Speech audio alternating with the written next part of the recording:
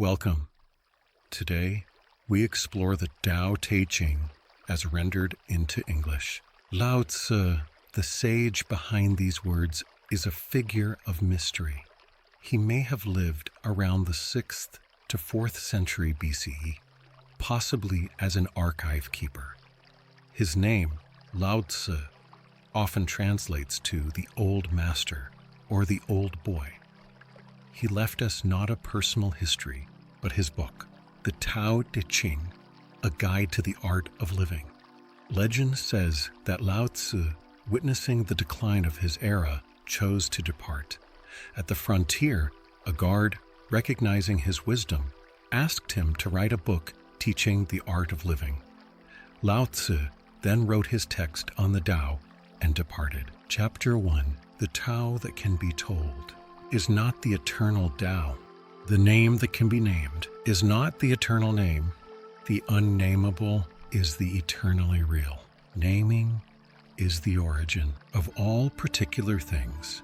Free from desire, you realize the mystery. Caught in desire, you see only the manifestations, yet mystery and manifestations arise from the same source. This source is called darkness. Darkness within darkness. The gateway to all understanding. Chapter 2. When people see some things as beautiful, other things become ugly. When people see some things as good, other things become bad. Being and non-being create each other. Difficult and easy support each other. Long and short define each other. High and low depend on each other. Before and after follow each other. Therefore the master acts without doing anything and teaches without saying anything. Things arise and she lets them come. Things disappear and she lets them go. She has but doesn't possess, acts but doesn't expect. When her work is done, she forgets it. That is why it lasts forever. Chapter 3. If you overesteem great men, people become powerless. If you overvalue possessions, people begin to steal. A master leads by emptying people's minds and filling their cores. By weakening their ambition and toughening their resolve, he helps people lose everything. They know everything they desire and creates confusion in those who think that they know. Practice not doing, and everything will fall into place. Chapter 4. The Tao is like a well, used but never used up. It is like the eternal void, filled with infinite possibilities. It is hidden, but always present. I don't know who gave birth to it. It is older than God. Chapter 5. The Tao doesn't take sides. It gives birth to both good and evil. The Master doesn't take sides. She welcomes both saints and sinners. The Tao is like a bellows. It is empty yet infinitely capable. The more you use it, the more it produces. The more you talk of it, the less you understand. Hold on to the center. Chapter 6. The Tao is called the Great Mother, empty yet inexhaustible. It gives birth to infinite worlds. It is always present within you. You can use it any way you want. The Tao is infinite, eternal. Why is it eternal? It was never born. Thus, it can never die. Why is it infinite? It has no desires for itself. Thus, it is present for all beings. The Master stays behind. That is why she is ahead. She is detached from all things. That is why she is one with them, because she has let go of herself. She is perfectly fulfilled. Chapter 8. The supreme good is like water, which nourishes all things without trying to. It is content with the low places that people disdain. Thus it is like the Tao. In dwelling, live close to the ground. In thinking, keep to the simple. In conflict, be fair and generous. In governing, don't try to control. In work, do what you enjoy. In family life, be completely present when you are content to be simply yourself and don't compare or compete. Everybody will respect you. Chapter 9. Fill your bowl to the brim, and it will spill. Keep sharpening your knife, and it will blunt. Chase after money and security, and your heart will never unclench. Care about people's approval, and you will be their prisoner. Do your work, then step back. The only path to serenity. Chapter 10. Can you coax your mind from its wandering and keep to the original oneness? Can you let your body become supple as a newborn child's? Can you cleanse your inner vision until you see nothing but the light? Can you love people and lead them without imposing your will? Can you deal with the most vital matters by letting events take their course? Can you step back from your own mind and thus understand all things, giving birth and nourishing, having without possessing, acting with no expectations, leading and not trying to control? This is the supreme virtue. Chapter 11. We join spokes together in a wheel, but it is the center hole that makes the wagon move. We shape clay into a pot, but it is the emptiness inside that holds whatever we want. We hammer wood for a house, but it is the inner space that makes it livable. We work with being, but non-being is what we use. Chapter 12. Colors blind the eye, sounds deafen the ear, flavors numb the taste, thoughts weaken the mind, desires wither the heart. The master observes the world, but trusts his inner vision. He allows things to come and go. His heart is open as the sky. Chapter 13. Success is as dangerous as failure. Hope is as hollow as fear. What does it mean that success is as dangerous as failure? Whether you go up the ladder or down it, your position is shaky. When you stand with your 2 feet on the ground, you will always keep your balance. What does it mean that hope is as hollow as fear? Hope and fear are both phantoms that arise from thinking of the self. When we don't see the self as self, what do we have to fear? See the world as yourself. Have faith in the way things are. Love the world as yourself, and you can care for all things. Chapter 14. Look, and it can't be seen. Listen, and it can't be heard. Reach, and it can't be grasped. Above, it isn't bright. Below, it isn't dark, seamless, unnameable. It returns to the realm of nothing, form that includes all forms, image without an image, subtle, beyond all conception. Approach it, and there is no beginning. Follow it, and there is no end. You can't know it, but you can be it, and ease in your own life. Just realize where you come from. This is the essence of wisdom. Chapter 15. The ancient masters were profound and subtle. Their wisdom was unfathomable. There is no way to describe it. All we can describe is their appearance. They were careful as someone crossing an iced-over stream, alert as a warrior in enemy territory, courteous as a guest, fluid as melting ice, shapeable as a block of wood, receptive as a valley, clear as a glass of water. Do you have the patience to wait till your mud settles and the water is clear? Can you remain unmoving till the right action arises by itself? A master doesn't seek fulfillment, not seeking, not expecting. She is present and can welcome all things. Chapter 16. Empty your mind of all thoughts. Let your heart be at peace. Watch the turmoil of beings, but contemplate their return. Each separate being in the universe returns to the common source. Returning to the source is serenity. If you don't realize the source, you stumble in confusion and sorrow. When you realize where you come from, you naturally become tolerant, disinterested, amused, kind-hearted as a grandmother, dignified as a king, immersed in the wonder of the Tao. You can deal with whatever life brings you. And when death comes, you are ready. Chapter 17. When the master governs, the people are hardly aware that he exists. Next best is a leader who is loved. Next, one who is feared. A worst is one who is despised.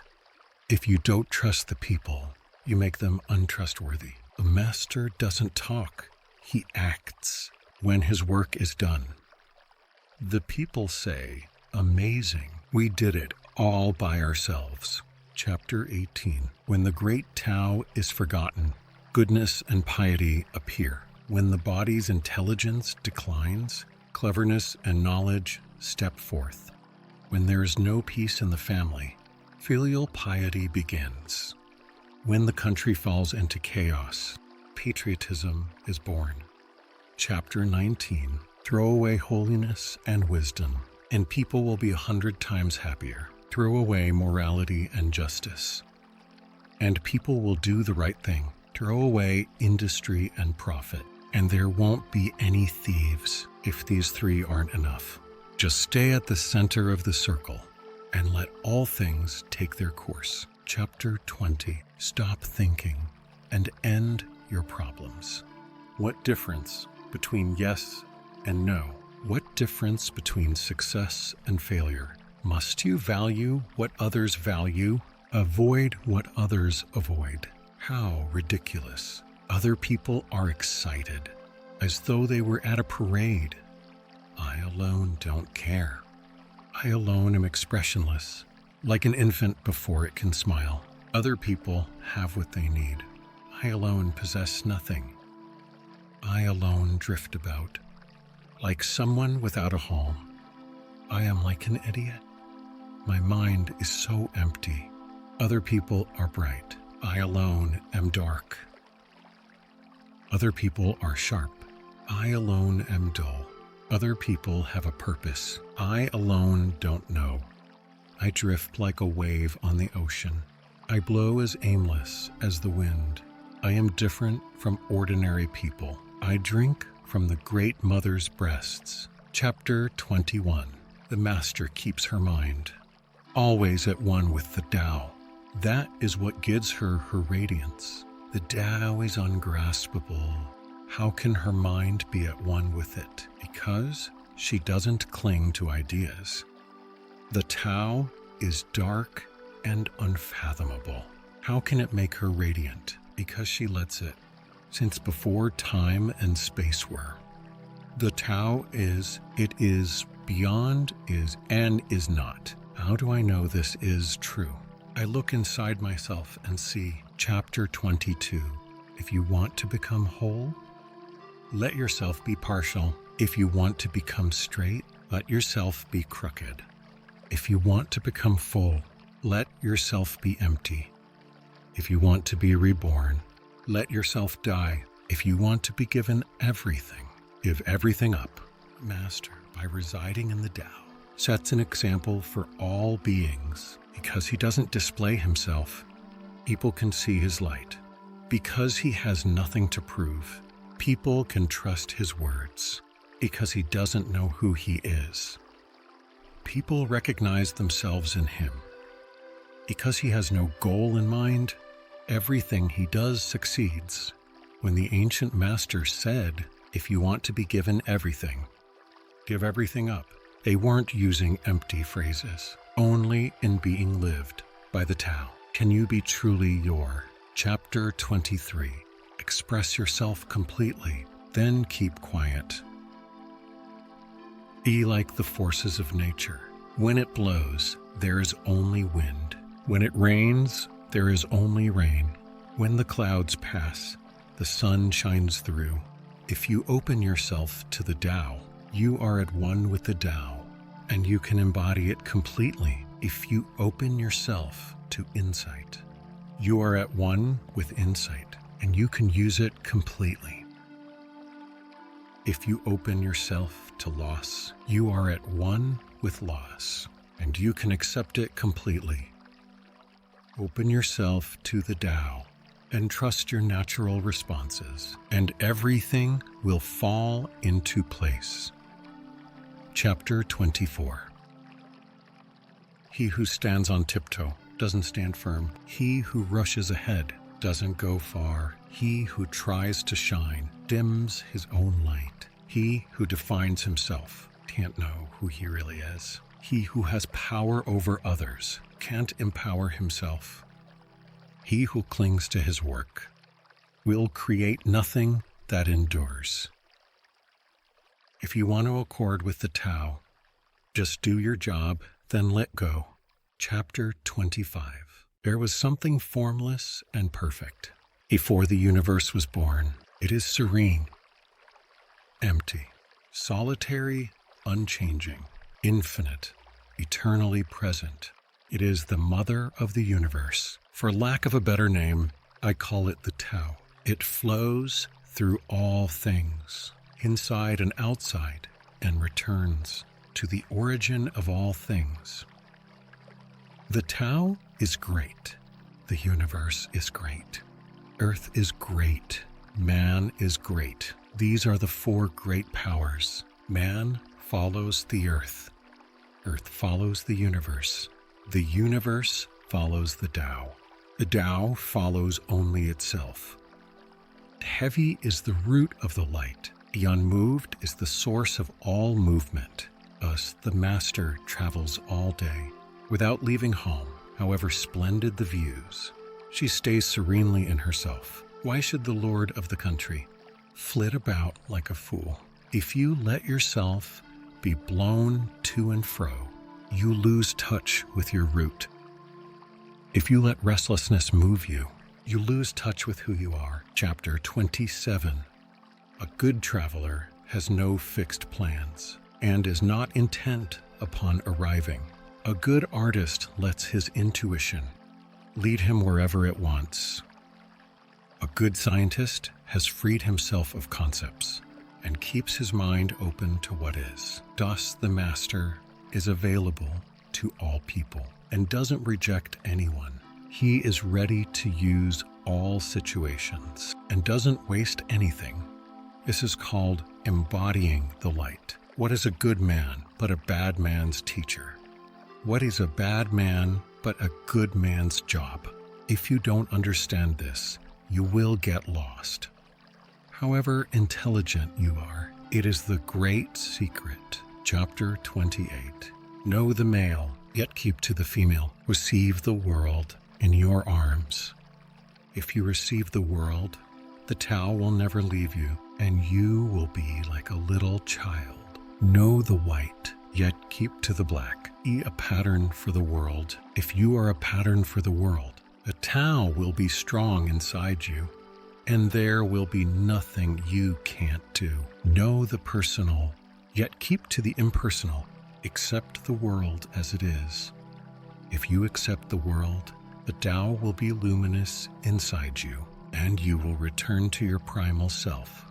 The world is formed from the void, like utensils from a block of wood. The master knows the utensils, yet keeps to the block. Thus she can use all things. Chapter 29. Do you want to improve the world? I don't think it can be done. The world is sacred. It can't be improved. If you tamper with it, you'll ruin it. If you treat it like an object, you'll lose it. There's a time for being ahead, a time for being behind, a time for being in motion, a time for being at rest, a time for being vigorous, a time for being exhausted, a time for being safe, a time for being in danger. The master sees things as they are, without trying to control them. She lets them go their own way and resides at the center of the circle. Chapter 30. Whoever relies on the Tao in governing men doesn't try to force issues. or defeat enemies by force of arms. For every force there is a counterforce, violence. Even well-intentioned always rebounds upon oneself. A master does his job and then stops. He understands that the universe is forever out of control, and that trying to dominate events goes against the current of the Tao. Because he believes in himself, he doesn't try to convince others. Because he is content with himself, he doesn't need others' approval. Because he accepts himself, the whole world accepts him. Chapter 31. Weapons are the tools of violence. All decent men detest them. Weapons are the tools of fear.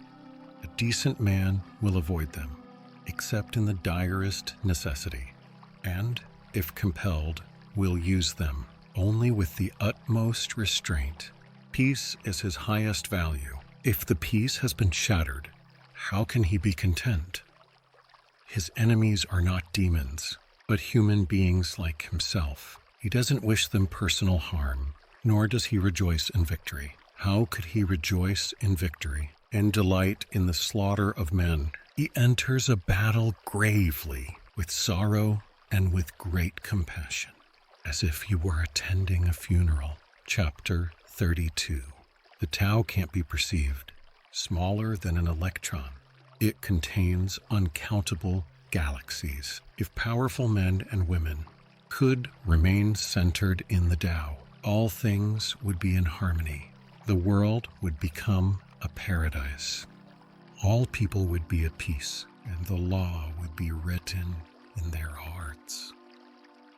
When you have names and forms, know that they are provisional. When you have institutions, know where their functions should end. Knowing when to stop, you can avoid any danger. All things end in the Tao, as rivers flow into the sea. Chapter 33. Knowing others is intelligence. Knowing yourself is true wisdom. Mastering others is strength. Mastering yourself is true power. If you realize that you have enough, you are truly rich. If you stay in the center and embrace death with your whole heart, you will endure forever. Chapter 34. The great Tao flows everywhere. All things are born from it. Yet it doesn't create them. It pours itself into its work. Yet it makes no claim. It nourishes infinite worlds. Yet it doesn't hold on to them, since it is merged with all things and hidden in their hearts. It can be called humble, since all things vanish into it, and it alone endures. It can be called great. It isn't aware of its greatness. Thus it is truly great. Chapter 35.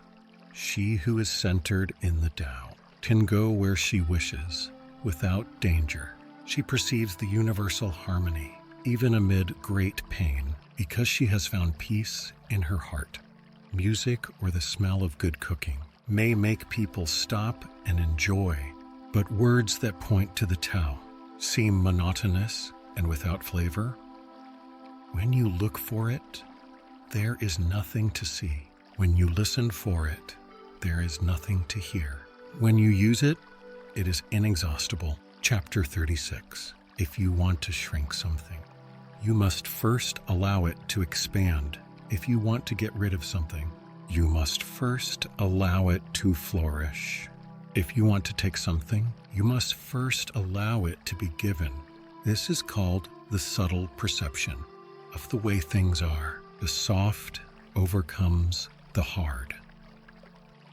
The slow overcomes the fast. Let your workings remain a mystery. Just show people the results.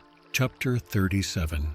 The Tao never does anything, yet through it all, things are done. If powerful men and women could center themselves in it, the whole world would be transformed. By itself, in its natural rhythms, people would be content with their simple, everyday lives, in harmony and free of desire.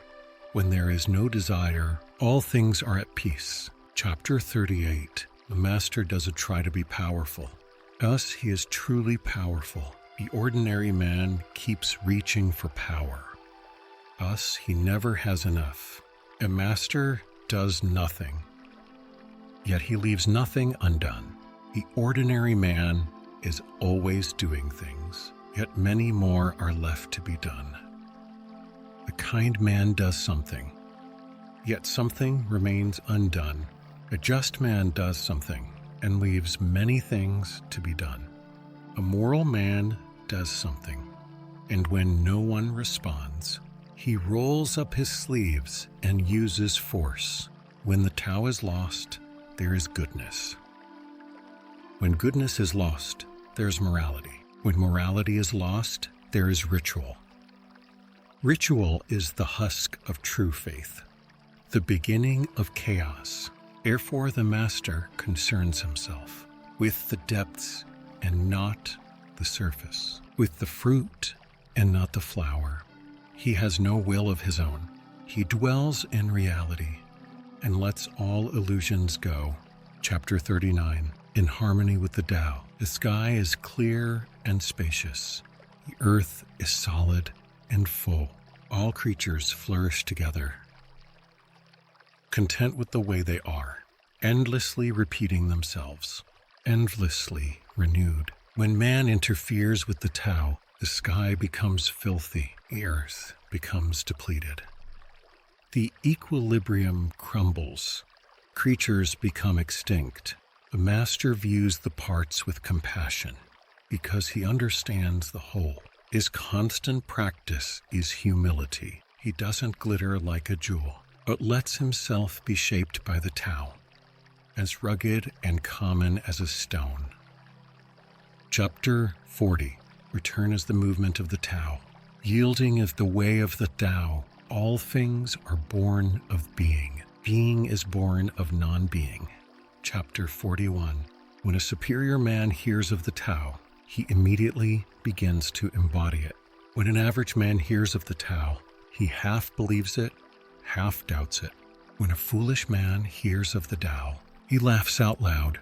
If he didn't laugh, it wouldn't be the Tao. Thus it is said, the path into the light seems dark. The path forward seems to go back. The direct path seems long. True power seems weak. True purity seems tarnished. True steadfastness seems changeable. True clarity seems obscure. The greatest art seems unsophisticated. The greatest love seems indifferent. The greatest wisdom seems childish. The Tao is nowhere to be found, yet it nourishes and completes all things. Chapter 42. The Tao gives birth to one. One gives birth to two. Two gives birth to three.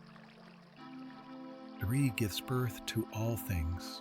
All things have their backs to the female and stand facing the male. When male and female combine, all things achieve harmony. Ordinary men hate solitude, but the master makes use of it, embracing his aloneness, realizing he is one with the whole universe.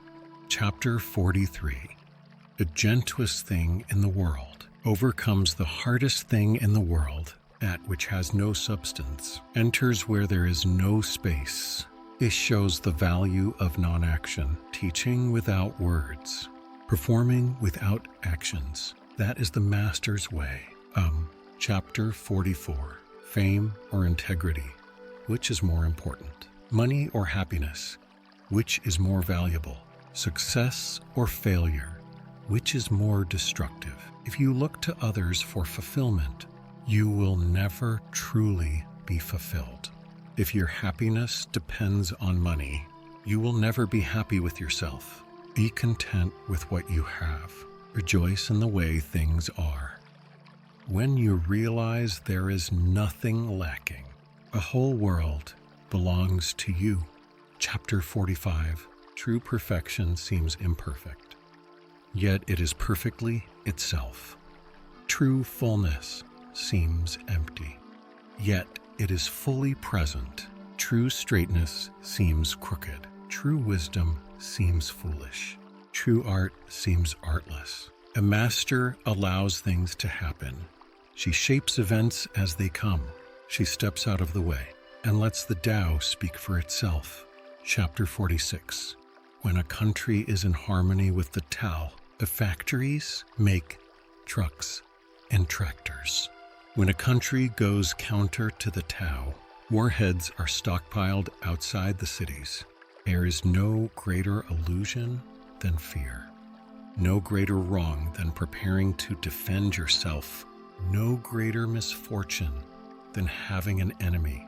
Whoever can see through all fear will always be safe. Chapter 47. Without opening your door, you can open your heart to the world. Without looking out your window, you can see the essence of the Tao. The more you know, the less you understand. The master arrives without leaving, sees the light without looking, achieves without doing a thing. Chapter 48. In the pursuit of knowledge, every day something is added. In the practice of the Tao, every day something is dropped. Less and less do you need to force things, until finally you arrive at non-action. When nothing is done, nothing is left undone. True mastery can be gained by letting things go their own way. It can't be gained by interfering. Chapter 49. The master has no mind of her own. She works with the mind of the people. She is good to people who are good. She is also good to people who aren't good. This is true goodness. She trusts people who are trustworthy. She also trusts people who aren't trustworthy. This is true trust. The master's mind is like space. People don't understand her. They look to her and wait. She treats them like her own children. Chapter 50. A master gives himself up to whatever the moment brings. He knows that he is going to die, and he has nothing left to hold on to. No illusions in his mind. No resistances in his body. He doesn't think about his actions. They flow from the core of his being. He holds nothing back from life. Therefore, he is ready for death, as a man is ready for sleep after a good day's work. Chapter 51. Every being in the universe is an expression of the Tao. It springs into existence, unconscious, perfect, free, takes on a physical body, lets circumstances complete it. That is why every being spontaneously honors the Tao. The Tao gives birth to all beings, nourishes them, maintains them, cares for them, comforts them, protects them, takes them back to itself, creating without possessing, acting without expecting, guiding without interfering. That is why love of the Tao is in the very nature of things. Chapter 52. In the beginning was the Tao. All things issue from it. All things return to it. To find the origin, trace back to the manifestations. When you recognize the children and find the mother, you will be free of sorrow. If you close your mind in judgments and traffic with desires, your heart will be troubled. If you keep your mind from judging and aren't led by the senses, your heart will find peace. Seeing into darkness is clarity. Knowing how to yield is strength. Use your own light and return to the source of light. This is called practicing eternity. Chapter 53. The great way is easy, yet people prefer the side paths. Be aware when things are out of balance. Stay centered within the Tao. When rich speculators prosper, while farmers lose their land. When government officials spend money on weapons instead of cures.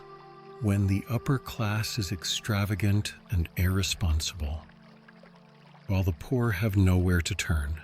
All this is robbery and chaos. It is not in keeping with the Tao. Chapter 54. Whoever is planted in the Tao will not be rooted up. Whoever braces the Tao will not slip away. Her name will be held in honor from generation to generation. Let the Tao be present in your life, and you will become genuine. Let it be present in your family, and your family will flourish. Let it be present in your country, and your country will be an example to all countries in the world. Let it be present in the universe, and the universe will sing. How do I know this is true? By looking inside myself. Chapter 55. He who is in harmony with the Tao is like a newborn child. Its bones are soft, its muscles are weak, but its grip is powerful. It doesn't know about the union of male and female, yet its penis can stand erect. So intense is its vital power. It can scream its head off all day, yet it never becomes hoarse. So complete is its harmony. The Master's power is like this. He lets all things come and go, effortlessly, without desire. He never expects results. Thus he is never disappointed. He is never disappointed. Thus his spirit never grows old. Chapter 56. Those who know don't talk. Those who talk don't know. Close your mouth.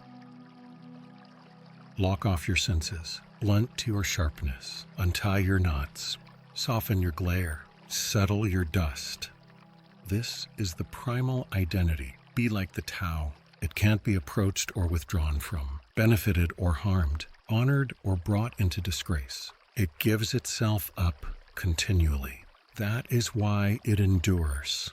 Chapter 57. If you want to be a great leader, you must learn to follow the Tao. Stop trying to control. Let go of fixed plans and concepts, and the world will govern itself. The more prohibitions you have, the less virtuous people will be. The more weapons you have, the less secure people will be. The more subsidies you have, the less self-reliant people will be.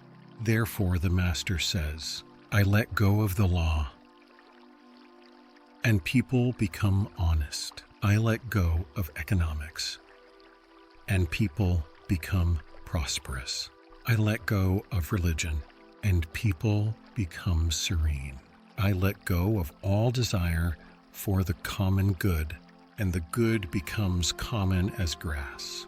Chapter 58. If a country is governed with tolerance, the people are comfortable and honest. If a country is governed with repression, the people are depressed and crafty.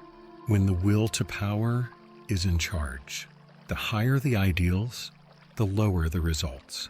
Try to make people happy, and you lay the groundwork for misery. Try to make people moral, and you lay the groundwork for vice. Thus the Master is content to serve as an example and not to impose her will. She's pointed, but doesn't pierce. Straightforward, but supple. Radiant, but easy on the eyes. Chapter 59. For governing a country well, there is nothing better than moderation. The mark of a moderate man is freedom from his own ideas. Tolerant like the sky, all-pervading like sunlight, firm like a mountain, supple like a tree in the wind. He has no destination in view and makes use of anything life happens to bring his way. Nothing is impossible for him. Because he has let go, he can care for the people's welfare as a mother cares for her child. Chapter 60. Governing a large country is like frying a small fish. You spoil it with too much poking. Center your country in the Tao, and evil will have no power. Not that it isn't there, but you'll be able to step out of its way. Give evil nothing to oppose, and it will disappear by itself. Chapter 61. When a country obtains great power, it becomes like the sea. All streams run downward into it. The more powerful it grows, the greater the need for humility. Humility means trusting the Tao, thus never needing to be defensive. A great nation is like a great man. When he makes a mistake, he realizes it. Having realized it, he admits it. Having admitted it, he corrects it. He considers those who point out his faults as his most benevolent teachers. He thinks of his enemy as the shadow that he himself casts. If a nation is centered in the Tao, if it nourishes its own people and doesn't meddle in the affairs of others, it will be a light to all nations in the world. Chapter 62. The Tao is the center of the universe. A good man's treasure, a bad man's refuge. Honors can be bought with fine words. Respect can be won with good deeds. But the Tao is beyond all value, and no one can achieve it. Thus, when a new leader is chosen, don't offer to help him with your wealth or your expertise. Offer instead to teach him about the Tao. Why did the ancient masters esteem the Tao? Because being one with the Tao, when you seek, you find, and when you make a mistake, you are forgiven. That is why everybody loves it. Chapter 63. Act without doing. Work without effort. Think of the small as large, and the few as many. Confront the difficult while it is still easy. Accomplish the great task by a series of small acts. The master never reaches for the great.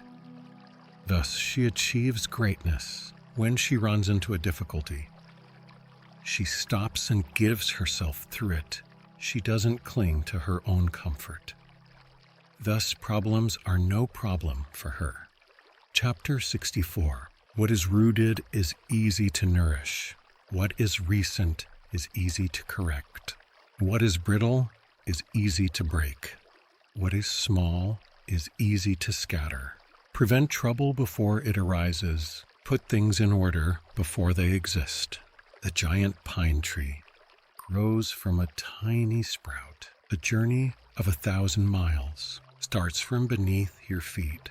Rushing into action, you fail. Trying to grasp things, you lose them. Forcing a project to completion, you ruin what was almost ripe. Therefore, the master takes action. By letting things take their course, he remains as calm. At the end, as at the beginning, he has nothing, thus has nothing to lose. What he desires is non-desire. What he learns is to unlearn. He simply reminds people of who they have always been. He cares about nothing but the Tao. Thus he can care for all things. Chapter 65. The ancient masters didn't try to educate the people, but kindly taught them to not know. When they think that they know the answers, people are difficult to guide. When they know that they don't know, people can find their own way. If you want to learn how to govern, avoid being clever or rich. The simplest pattern is the clearest. Content with an ordinary life. You can show all people the way back to their own true nature. Chapter 66. All streams flow to the sea because it is lower than they are. Humility gives it its power. If you want to govern the people, you must place yourself below them. If you want to lead the people, you must learn how to follow them. A master is above the people, and no one feels oppressed. She goes ahead of the people, and no one feels manipulated. The whole world is grateful to her because she competes with no one. No one can compete with her. Chapter 67. Some say that my teaching is nonsense. Others call it lofty but impractical. But to those who have looked inside themselves, this nonsense makes perfect sense, and to those who put it into practice, this loftiness has roots that go deep. I have just 3 things to teach: simplicity, patience, compassion. These 3 are your greatest treasures. Simple in actions and in thoughts. You return to the source of being, patient with both friends and enemies. You accord with the way things are, compassionate toward yourself. You reconcile all beings in the world. The best athlete wants his opponent at his best. A best general enters the mind of his enemy. A best businessman serves the communal good. Best leader follows the will of the people. All of them embody the virtue of non-competition. Not that they don't love to compete, but they do it in the spirit of play. In this they are like children, and in harmony with the Tao. Chapter 69. The generals have a saying: rather than make the first move, it is better to wait and see. Rather than advance an inch, it is better to retreat a yard. This is called going forward without advancing, pushing back without using weapons. There is no greater misfortune than underestimating your enemy. Underestimating your enemy means thinking that he is evil. Thus you destroy your 3 treasures and become an enemy yourself. When 2 great forces oppose each other, the victory will go to the one that knows how to yield. My teachings are easy to understand and easy to put into practice, yet your intellect will never grasp them. And if you try to practice them, you'll fail. My teachings are older than the world. How can you grasp their meaning? If you want to know me, look inside your heart. Chapter 71. Not knowing is true knowledge. Presuming to know is a disease. First realize that you're sick. Then you can move toward health. A master is her own physician. She has healed herself of all knowing. Thus she is truly whole. Chapter 72. When they lose their sense of awe, people turn to religion. When they no longer trust themselves, they begin to depend upon authority. Therefore the master steps back so that people won't be confused. He teaches without a teaching so that people will have nothing to learn. Chapter 73. And Tao is always at ease. It overcomes without competing, answers without speaking a word, arrives without being summoned, accomplishes without a plan. Its net covers the whole universe, and though its meshes are wide, it doesn't let a thing slip through. Chapter 74. If you realize that all things change, there is nothing you will try to hold on to. If you aren't afraid of dying, there is nothing you can't achieve. Trying to control the future is like trying to take the master carpenter's place. When you handle the master carpenter's tools, chances are that you'll cut yourself. Chapter 75. When taxes are too high, people go hungry. When the government is too intrusive, people lose their spirit. Act for the people's benefit. Trust them. Leave them alone. Chapter 76. Men are born soft and supple. Dead, they are stiff and hard. Plants are born tender and pliant. Dead, they are brittle and dry. Thus, whoever is stiff and inflexible is a disciple of death. Whoever is soft and yielding is a disciple of life. The hard and stiff will be broken. The soft and supple will prevail. Chapter 77. As it acts in the world, the Tao is like the bending of a bow. The top is bent downward, the bottom is bent up. It adjusts excess and deficiency so that there is perfect balance. It takes from what is too much and gives to what isn't enough. Those who try to control, who use force to protect their power, go against the direction of the Tao. They take from those who don't have enough and give to those who have far too much. The master can keep giving because there is no end to her wealth. She acts without expectation, succeeds without taking credit, and doesn't think that she is better than anyone else. Chapter 78. Nothing in the world is as soft and yielding as water. Yet for dissolving the hard and inflexible, nothing can surpass it. The soft overcomes the hard. The gentle overcomes the rigid. Everyone knows this is true, but few can put it into practice. Therefore, the master remains serene in the midst of sorrow. Evil cannot enter his heart because he has given up helping. He is people's greatest help. True words seem paradoxical. Chapter 79. Failure is an opportunity. If you blame someone else, there is no end to the blame. Therefore, the master fulfills her own obligations and corrects her own mistakes. She does what she needs to do and demands nothing of others. Chapter 80. If a country is governed wisely, its inhabitants will be content. They enjoy the labor of their hands and don't waste time inventing labor-saving machines. Since they dearly love their homes, they aren't interested in travel. There may be a few wagons and boats, but these don't go anywhere. There may be an arsenal of weapons, but nobody ever uses them. People enjoy their food, take pleasure in being with their families, spend weekends working in their gardens, delight in the doings of the neighborhood. And even though the next country is so close, that people can hear its roosters crowing and its dogs barking, they are content to die of old age without ever having gone to see it. Chapter 81. True words aren't eloquent. Eloquent words aren't true.